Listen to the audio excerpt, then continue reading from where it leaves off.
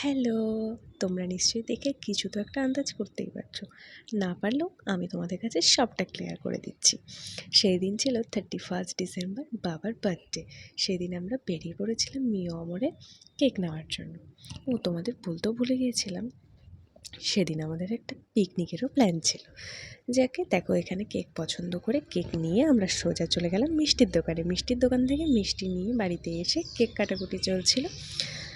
তার মাঝে এটাও বলি যে হ্যাপি নিউ ইয়ার, সবাই ভীষণ ভালো থাকো, সুস্থ থাকো এবং হাসি খুশি থাকো। 2025 সালটা তোমাদের সকলের ভীষণ ভালো যাক। এখানে দেখো, কেক কাটার পরে এখানে আমি বাবাকে পায়েস মিষ্টি খাইয়ে দিচ্ছিলাম। বাবা কিন্তু এগুলোতে ভীষণ লজ্জা পান। তার সাথে সাথে ক্যামেরাটা যেহেতু চলছে, তাহলে তো বাবার হয়েই গেল। দেখে কোনো বছরই বাবার বার্থডেতে কেক কাটা হয় না, কারণ বাবা বুঝে বললাম লজ্জা পান। তো এবার বাবার কাছে টোটালটাই ছিল সারপ্রাইজ। তো এই দেখো, আমি এবার নেক্সট প্ল্যানের জন্য ফ্রেশ হয়ে গিয়েছি।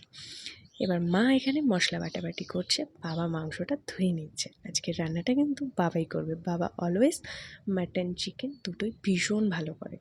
তো আমাদের আজকের পিকনিকে মাটনই ছিল। এবার দেখো, আমাদের কুয়োর পাড়ে একটা ছোট্ট করে উনুনের ব্যবস্থা করা হয়েছিল। তো আমাদের প্ল্যান ছিল মাটনটা উনুনেই হবে। সবাই দেখো বসে পড়েছে। বাইরের ওয়েদারটা ভীষণ ঠান্ডা ছিল, ভীষণ কুয়াশা পড়েছিল। তোমরা দেখতে পেরেছো বা বুঝতে পেরেছো নাকি আমি ঠিক জানি না। এবার দেখো, এখানে আমি তার মাঝখানে নিজেকেও একটু দেখিয়ে দিলাম। এবার এখানে রান্না চলছে, আমি একটু রুমে গিয়ে টেডি বিয়ারগুলোর সাথে একটু মজা করছিলাম, কারণ বাইরে ভীষণ ঠান্ডা লাগছিল। এবার যখন মাটনটা প্রায় হয়েই যাচ্ছিল, বাবা আমাকে ডেকে বলল, দেখ তো একটু টেস্ট করে সব কিছু পারফেক্ট আছে নাকি। তো আমিও তো সেই লোভে লোভে চলে আসলাম।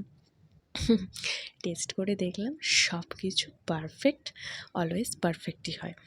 তো এবার আমাদের খাবার বাড়া হয়ে গেছে, খাবার খেতে বসি। চলো টাটা আজকের মতো, দেখা হবে ভালো কোনো